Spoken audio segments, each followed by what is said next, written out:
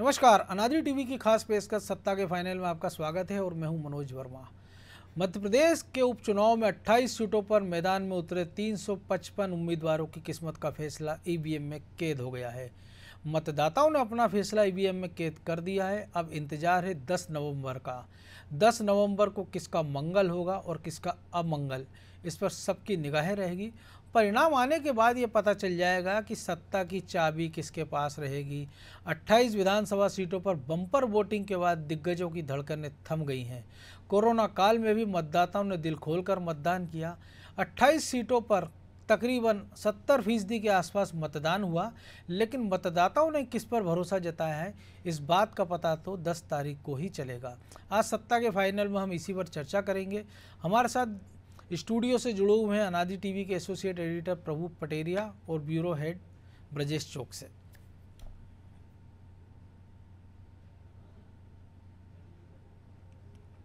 प्रभु जी, जो उम्मीदें थी, अनुमान थे, उससे कहीं ज़्यादा वोटिंग हुई है। पिछले जो पैटर्न बताते हैं, कई बार ये भी हुआ है कि सत्ता पक्ष के खिलाफ इसको माना जाता था कुछ 1-2 दशक पहले तक कि अगर ज़्यादा वोटिंग हुई है 1 या 2% या 5%, तो सत्तारूढ़ पार्टी के खिलाफ मानी जाती थी। अब जो वोटिंग हुई है, हालांकि वो पिछले अगर 2018 से उसकी तुलना करें तो उसके आसपास है। 2-4 सीटें ऐसी हैं ग्वालियर चंबल इलाके की जहाँ पिछली बार के अनुरूप वोटिंग नहीं हुई है, कुछ कम हुई है। बाकी जगह लगभग या तो पिछली बार जितनी वोटिंग हुई है या उससे ज़्यादा हुई है। ज़्यादा हम इसलिए बार बार कह रहे हैं क्योंकि कोरोना काल था, एक लोगों में एक अनजाना भय था, ये था कि कौन वोटर निकलेगा कि नहीं निकलेगा। लेकिन अब जो वोटिंग हो चुकी है, तो आपको क्या लग रहा है कि वोटरों का फैसला क्या हो सकता है? हालांकि तो 10 को पता लगेगा, लेकिन ये ट्रेंड आपको लगता है कि क्या दर्शा रहा हो? देखिए मनोज जी, यदि हम इसको पहले से देखें तो ये हमेशा माना जाता रहा कि ज़्यादा पोलिंग होती है तो भारतीय जनता पार्टी के पक्ष में जाती है। लेकिन यदि हम 2018 के जो चुनाव के नतीजे हैं उस पर सामने रख के 28 सीटों को देखते हैं जी, तो यहाँ जो ज़्यादा वोटिंग हुई थी वो वहाँ कांग्रेस के पक्ष में गई थी। कांग्रेस के लोग जीते थे उस समय। अब वही लोग अब भारतीय जनता पार्टी से उम्मीदवार हैं ज़्यादातर सीटों पर। तो ये जो ट्रेंड है ये क्या कहने वाला है, ये एक तरीके से चौंकाने वाला है वहाँ के मतदाताओं का कि जब कोरोना की दहशत है, जब ये कहा जा रहा है कि कोरोना को लेकर इतने चुनाव आयोग ने दिशा निर्देश जारी किए कि वहाँ पर हाथ धोने का इंतजाम किया जाएगा, सैनिटाइजेशन किया जाएगा, मास्क पहन के जाना है, किसी को खांसी आ जाए तो उसकी फिर जांच होगी। ऐसे तमाम जो प्रतिबंध या कहें कि बंदिशों के बावजूद इतनी ज़्यादा पोलिंग होना, ये अपने आप में ये एक नई जो ईवीएम के जब नतीजे खुलेंगे तो ये ट्रेंड असली समझ में आएगा। लेकिन यदि हम पुराने रुझान को देखते हुए बात करते हैं तो ये स्वाभाविक तौर पर भारतीय जनता पार्टी के पक्ष में जाता हुआ दिखता है। लेकिन इसको मतलब श्योर शॉट नहीं कहा जा सकता अभी कि ये पूरे के पूरे गया। यह हो सकता है कि इन सीटों के मतदाताओं ने एकदम उलट रुझान दिया हो। लेकिन यदि हम देखें तो सबसे ज़्यादा चुनाव हो रहे हैं ग्वालियर चंबल अंचल में, जहाँ 16 सीटों पर मतदान है। लेकिन वहाँ पर भी वेरिएशन है। यदि हम ग्वालियर की बात करें, ग्वालियर पूर्व, ग्वालियर, अम्बा, सुमावली, तो यहाँ मुरैना, यहाँ पर मतदान प्रतिशत कम हुआ है। बिल्कुल, पहले अभी तक जो आंकड़े आए हैं यदि हमारे पास पोलिंग के, तो उसके हिसाब से बहुत ज़्यादा अंतर होना नहीं, 2-4% ऊपर उसके पिछले बार की तुलना में यहाँ पे कम दिखाई दे रहा है। लेकिन यदि हम दूसरी सीटों पर देखते हैं तो बढ़कर गया है। तो हो सकता है कि ये जो है फिर जहाँ बढ़ रहा है वो भारतीय जनता पार्टी के पक्ष में जा रहा हो, जहाँ कम हुआ है वहाँ पर शायद वो कारण है कि दोनों ही उम्मीदवार दल बदलू रहे। बिल्कुल, चाहे वो भारतीय जनता पार्टी वाला कांग्रेस में जाकर चुनाव लड़ रहा है या कांग्रेस वाला भारतीय जनता पार्टी में जाकर चुनाव, तो वहाँ पर जरूर मतदाताओं को एक तरीके से उनसे विरक्ति का भाव उनको दिखाई देता है कि उनको इतना ज़्यादा इंटरेस्ट नहीं रहा वहाँ पर कि इनको चुनाव जिताने जाना ही है। लेकिन जितने लोग गए यदि उस पर भी देखें तो जिस तरीके का चुनाव हुआ है, जिस तरीके से सिंधिया जी की साख को लेकर ग्वालियर चंबल में चुनाव लड़ा गया, क्योंकि सिंधिया जी अपने पूरे चुनाव प्रचार में वो भाजपा का नाम कम लेते थे, शिवराज सिंह का नाम जरूर लेते थे, लेकिन अपने सिंधिया घराने की इज्जत की बात करते थे, सिंधिया की अस्मिता की बात करते थे, परिवार की बात करते थे। तो उसको लेकर उनने जो चुनाव लड़ा है, तो ये अब मतदाताओं का रुझान कहाँ जा रहा है, ये तो वाकई में मतलब एक चौंकाने वाली बात है कि अलग अलग तरीके के परिणाम इसको लेकर सामने आते हुए दिखाई देते हैं। इसी पैटर्न की अगर हम बात करें तो क्या ये भी एक अनुमान हो सकता है, क्योंकि पिछली बार जो ज़्यादा वोटिंग थी वो एंटी इनकम्बेंसी मानी गई, सरकार के खिलाफ गई। अगर लगभग उसी पैटर्न पर वोटिंग हुई, उसके आसपास ही हुई है, तो क्या ये भी मान लिया जाए कि या तो जनता को ये लगा हुआ कि ये किसी एक पार्टी के साथ चले जाएं ताकि एक स्थिर सरकार मिल जाए?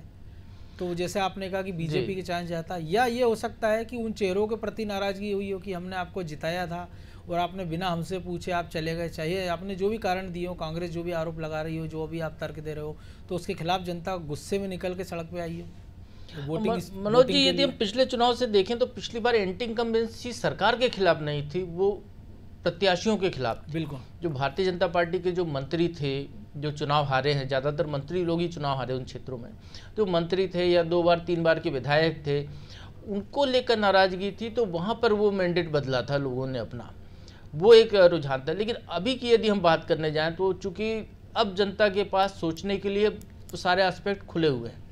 15 साल की उनने शिवराज सरकार देखी है, तब क्या काम हुए थे, तब क्या अपेक्षाएं थी, तब कैसा राज था, और 15 महीने का उनने कांग्रेस का शासन देखा है कि 15 महीने के कांग्रेस के शासन में क्या स्थितियां थी। जिस तरीके से हम यदि भोपाल में बैठकर बात करते हैं तो हमको लगता है कि 15 महीने के शासन में कमलनाथ जी ने अपने आप को अच्छा प्रशासक साबित करने की कोशिश जरूर की, लेकिन उनके तमाम मंत्रियों में एक अराजकता का माहौल दिखाई देने लगा था उस दौर में जी।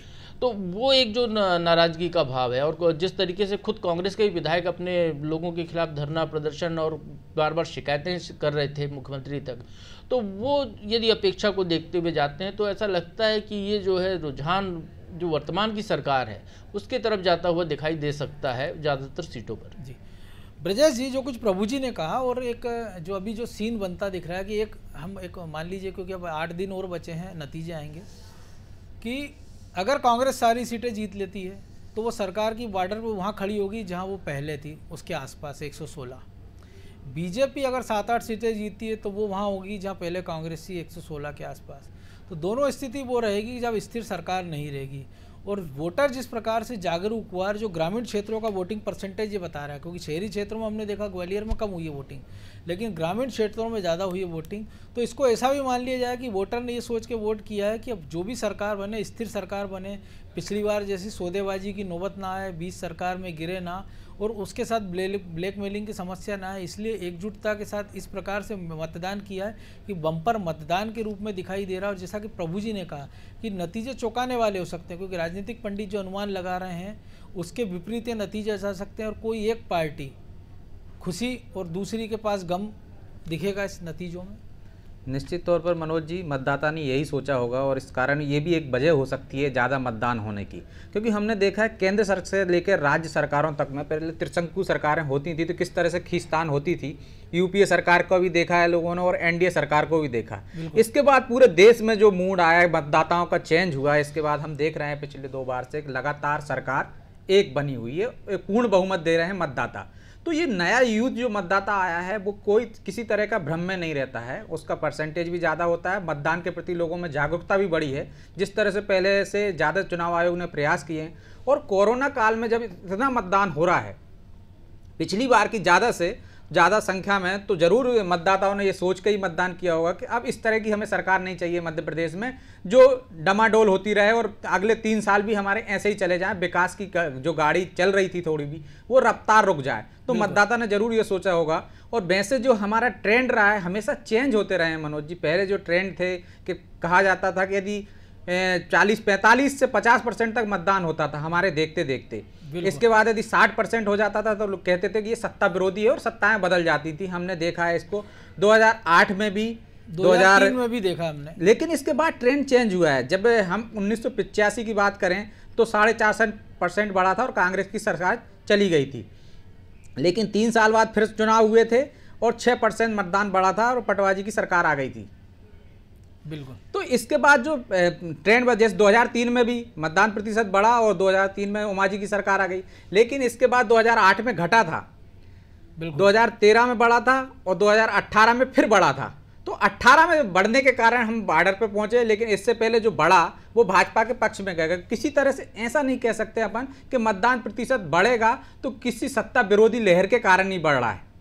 तो ये जो बड़ा है जरूर मतदाता ने ये पूरे 7 माह देखे होंगे और पिछले 15 माह की सरकार देखी होगी। तो ये सत्ता विरोधी है या सत्ता के पक्ष में है ये तो 10 तारीख को ही पता चलेगा, क्योंकि जो 15 माह की सरकार देखी है उन्होंने जी, उस कारण ये 28 लोग चुनाव हो रहे हैं, जिसमें से 25 लोग ऐसे हैं जो सत्ता परिवर्तन करके मुख्य सूत्रधार हैं जो इधर से उधर चले गए हैं। तो मतदाता के मन में जरूर ये रहा होगा कि अब हम ऐसा कुछ बॉर्डर पे किसी को एक को बहुमत ना दें, तो वो जरूर सोच के उसने मतदान किया होगा कि कांग्रेस को यदि हम इतने देते हैं तब भी वही स्थिति रहेगी, और भाजपा को हम कम देते हैं तब भी वही स्थिति रहेगी। तो जरूर 10 तारीख को हमको ये देखने को मिलेगा कि परिणाम किस तरह के आए हैं, और हो सकता है हमें पहली बार चौंकाने वाले परिणाम देखने को मिले। मनोज बिल्कुल। प्रभु जी, नेताओं की बॉडी लैंग्वेज बहुत कुछ कहती है, तो अगर हम सुबह से बात करें, चूँकि अब वोटिंग हो गई है, अब जो कुछ होना था ईवीएम में कैद हो गया है। सुबह कमलनाथ जाते हैं, दर्शन करते हैं, कहते हैं मंगलवार का दिन है, हनुमान जी सब मंगल करेंगे। इसके बाद वो कहते हैं कि पूरी सीटें तो जीत नहीं सकते हैं, बीजेपी पैसे बांट रही है, चुनाव को प्रभावित करने की कोशिश कर रही है। कुछ समय बाद दिग्विजय सिंह का ट्वीट आता है, वो बयान देते हैं कि ईवीएम पर सवाल खड़े करते हैं कि मैं तो 2003 से यही बात कर रहा हूँ। दोपहर बाद शिवराज सिंह चौहान, वीडी शर्मा का विक्ट्री साइन आता है। शाम को फोटो आती है ग्वालियर से कि नरेंद्र सिंह तोमर बड़े रिलैक्स मोड में चाय पी रहे हैं, बगल में जयभान सिंह पवैया के चेहरे पे भी हंसी है। तो ये जो बॉडी लैंग्वेज है और ये जो बयान है, इसको किस नज़रिए से देखा जाए? क्या मतदान के समय तक जो फीडबैक कल कमलनाथ ने लिया था रात में कांग्रेस दफ्तर में बैठकर, वीडी शर्मा और शिवराज जी ने अपने अपने कार्यालय या निवास से लिया था, उसके बाद जो कुछ सुबह से तस्वीरें निकल कर आई, जो पहले दूसरे तीसरे घंटे के बाद जो रुझान हमने देखा, जो वोटिंग परसेंटेज आया, उससे कहीं ना कहीं कांग्रेस को एक संकेत उनको समझ में आ गया होगा, ग्राउंड रियलिटी समझ में आ रही होगी कि ये जो वोटर है वो वोटिंग करने के बाद वो चुनाव किस दिशा में जाता दिख रहा है और नतीजे क्या हो सकते हैं। देखिए मनोज जी, यदि हम कमलनाथ जी की बात कर रहे हैं तो कांग्रेस ने, कमलनाथ जी ने पिछला चुनाव भी भगवान भरोसे ही लड़ा था। बिल्कुल, मेहनत उनने जरूर की थी, लेकिन तब भी उनको जो सहारा था, जब उनकी सरकार बनी है 114 सीटें आई, तब उनको भी उम्मीद नहीं होगी कि इतनी आएंगी, लेकिन वो दावा बहुत ज़्यादा का कर रहे थे। वो कह रहे थे तरह तरह के सर्वे उनके पक्ष में हैं, तो वो सरकार के करीब पहुँच गए थे। भारतीय जनता पार्टी के तमाम सर्वे जो थे वो भाजपा को जिता रहे थे, लेकिन भाजपा ने खुद हार के कगार पर पहुँची, उसके जो भी कारण रहे। लेकिन अभी यदि हम बात कर रहे हैं, आज सुबह की हम बात करें कमलनाथ जी के मंदिर जाने की या शिवराज जी के पूजा पाठ करने की, तो एक सिंबॉलिक चीज़ें हैं जो लोग उनके बाद के जो बयान और वो, हाँ, लेकिन उसके बाद भी यदि हम कहें कि मंगलवार का उनने एक शिगुफा छोड़ा, एक साइन दिया है मंगलवार का, तो हनुमान जी की यदि हम बात करूँ, मंगलवार का दिन हनुमान जी का है, कमलनाथ जी हनुमान के भक्त हैं, तो हनुमान जी श्री राम के भक्त हैं, भारतीय जनता पार्टी राम भक्त पार्टी है। तो हनुमान जी की यदि बात करें तो हनुमान जी अपने आराध्य की तरफ जाएंगे, ना कि अपने भक्त की तरफ जाएंगे, तो पहली बात है। बिल्कुल, यदि भगवान को के दम पर होना है तो। लेकिन जो दिग्विजय सिंह ने कहा, जो कमलनाथ ने कहा, तो वो ये चीज़ें बताता है, क्योंकि कमलनाथ को पहले दिन से मालूम था कि पूरी सीटें वो जीत नहीं सकते हैं। 28 में चुनाव है, भारतीय जनता पार्टी भी यदि दावा कर रही तो वो उसको भी मालूम है कि पूरी सीटें वो जीत नहीं सकती, इसलिए भारतीय जनता पार्टी ने भी इतनी ज़्यादा मेहनत की, कांग्रेस ने भी खूब मेहनत की इस चुनाव को लेकर। लेकिन जिस तरीके से जो रिलैक्स मोड आया गया शाम तक, तो उसका एक कारण यह है कि इन पार्टियों के अपने अपने एग्जिट पोल के टीमें लगी हुई हैं, वो अपने उनके पास फीडबैक पहुंच रहा होगा। और भारतीय जनता पार्टी को इस पूरे चुनाव में केवल 8 सीटें चाहिए जीतने के लिए, सरकार बनाने के लिए, 115 के आंकड़े पर पहुंचने के लिए। तो यदि भारतीय जनता पार्टी 115 तक भी पहुंच जाती है, यदि 15 सीटें जीतकर, तो भारतीय जनता पार्टी के लिए बहुत सुखद स्थिति होगी कि आगे के फिर 3 साल वो निर्विघ्न राज कर सकेंगे, उनको कोई खतरा नज़र नहीं आएगा। तो संभवतः वो कुछ उनको फीडबैक मिला हो, जिसकी वजह से भारतीय जनता पार्टी नेताओं का ये जो दिख रहा है रिलैक्स मोड। जहाँ तक कांग्रेस में चिंता की बात है, तो स्वाभाविक तौर पर कांग्रेस के लिए चिंता का विषय है, क्योंकि उनके हाथ से सरकार छीनी गई है जो भी है, लेकिन उनको वो सरकार वापस चाहिए, और उसके लिए उनको पूरा केवल भाग्य भरोसे और जनता के भरोसे हैं वो। बिल्कुल, कि जनता वो जो कह रहे हैं, जनता उस पर विश्वास करे कि भाई उनके साथ धोखा हुआ है, वो तो अच्छी सरकार चला रहे थे, वो वाकई में सबके कर्ज माफ़ कर दिए या कर्ज माफ़ पूरा करना चाहते हैं बचे हुए लोगों के।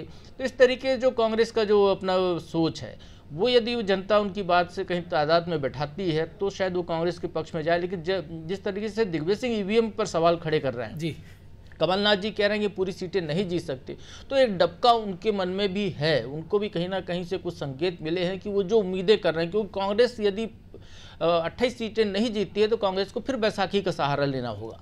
तो कांग्रेस बड़ी कठिन स्थिति में है सरकार बनाने को लेकर, तो वो एक जो डर उनके मन में है उसका प्रदर्शन कांग्रेस की तरफ से होता हुआ दिखाई दे रहा है।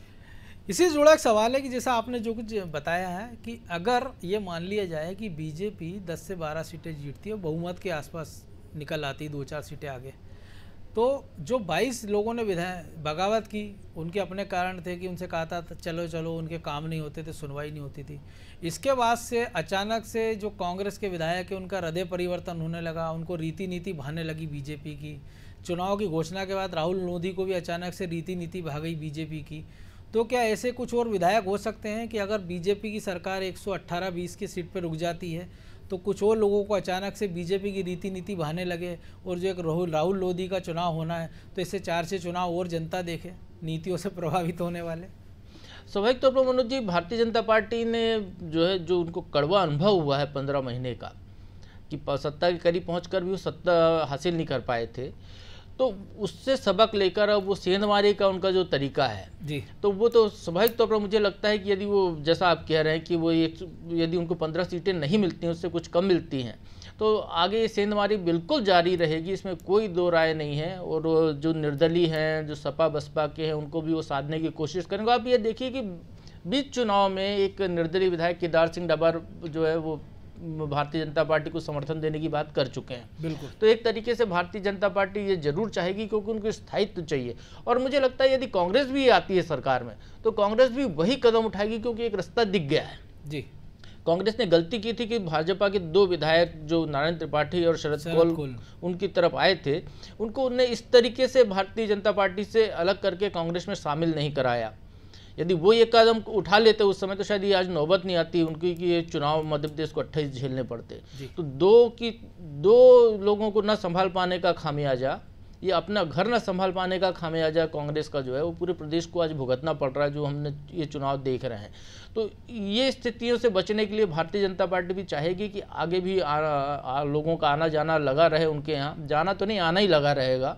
और जैसे संकेत हैं कि अभी भी उनके पास 4-5 लोग ऐसे हैं कांग्रेस के जो उनके लिए आने के लिए तैयार बैठे हुए हैं निश्चित तौर पर। तो ये कांग्रेस में जो सेंधमारी का दौर है वो तो लगातार मुझे लगता है कि अभी चलेगा लगभग कुछ महीने और। ब्रजेश जी, सेंधमारी का दौर भी चल रहा है, आना जाना लगा रहता है, राजनीतिक दलों में कोई बड़ी बात भी नहीं है। लेकिन जिस प्रकार से हम बात कर रहे हैं, अगर ये जो नतीजे हैं और जैसे अनुमान लगा रहे हैं हम खुद, कांग्रेस भी जिस प्रकार से बॉडी लैंग्वेज या उनके नेताओं के बयान आ रहे हैं कि ये सरकार बरकरार रहेगी कमलनाथ की, अगर सरकार नहीं बनती है तब स्थितियां क्या बनेगी? क्योंकि 3 साल है चुनाव में, दिग्विजय सिंह और कमलनाथ दोनों बड़े नेता उम्र के जिस पड़ाव पर खड़े हैं, और बाकी जो सेकंड लाइन की लीडरशिप है वो कांग्रेस में जो दिग्विजय सिंह के बाद जो पीढ़ी आने वाली है, जयवर्धन है या नकुलनाथ है या उमंग सिंगार हैं या जीतू पटवारी हैं, ज्योतिरादित्य सिंधिया चले गए हैं। तो भविष्य की कांग्रेस में आप किसको देख रहे हैं कि कांग्रेस का रूप स्वरूप क्या होने वाला है? क्या नेता पुत्री आगे आएंगे या कांग्रेस एक बार कोशिश करेगी कि एक बार खोया हुआ आधार बनाए, जो ज़मीनी नेता उनको आगे लाया जाए और एक लीडरशिप तैयार की जाए, ताकि वो आने वाले 2023 में, 28 में या आने वाले जितने चुनाव हैं उसमें एक मजबूती से खड़ी हो। और जैसे कांग्रेस ने सर्वाइव किया है, पंजाब में हमने देखा है, राजस्थान में देखा है, वैसा कुछ मध्य प्रदेश को देखने को मिले?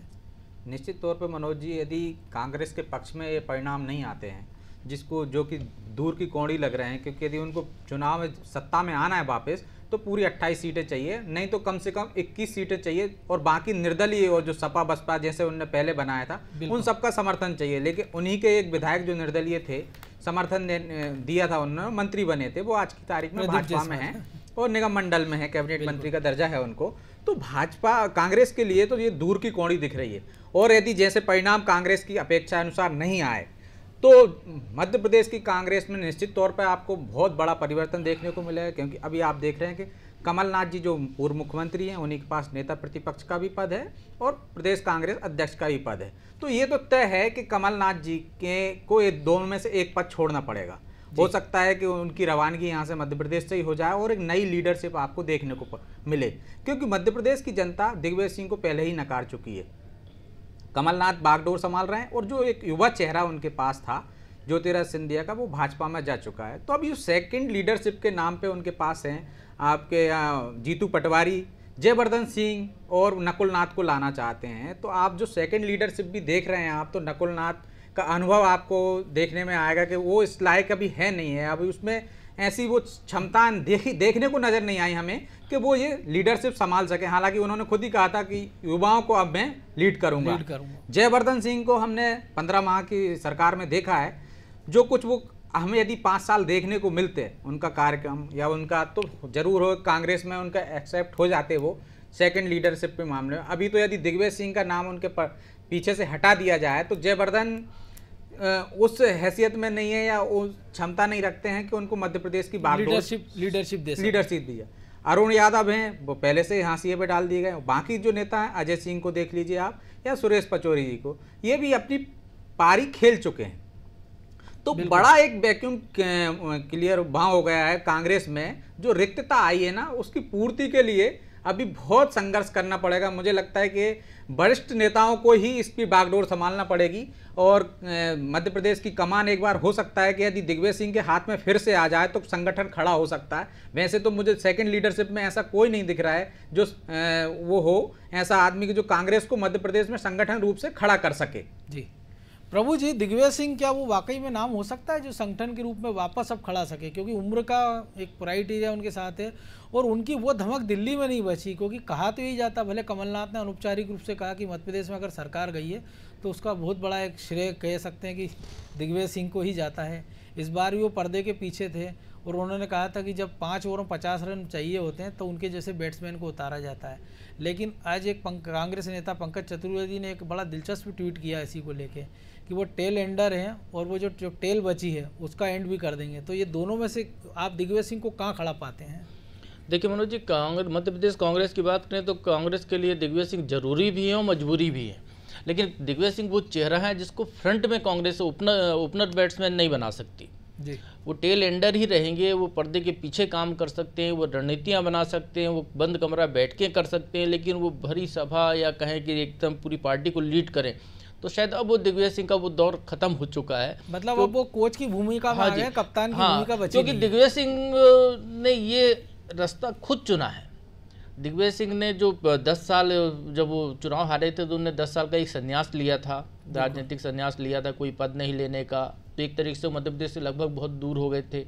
उसके बाद फिर वो जिस तरीके से उनने अपने आप को ग्रूम किया अल्पसंख्यक नेता के तौर पर, बिल्कुल, तो वो जो स्थिति है, हिमायती नेता, हाँ वो जो स्थिति है, वो स्थिति जो है मध्य प्रदेश की जनता को स्वीकार नहीं हो सकती है। और ये दिग्विजय सिंह भी बहुत अच्छे से जानते हैं। इसीलिए वो हमेशा आप देखिए कि चाहे 2018 का चुनाव हो वो भी बैठ के जरूर लेते रहे लेकिन खुलकर सामने नहीं आए।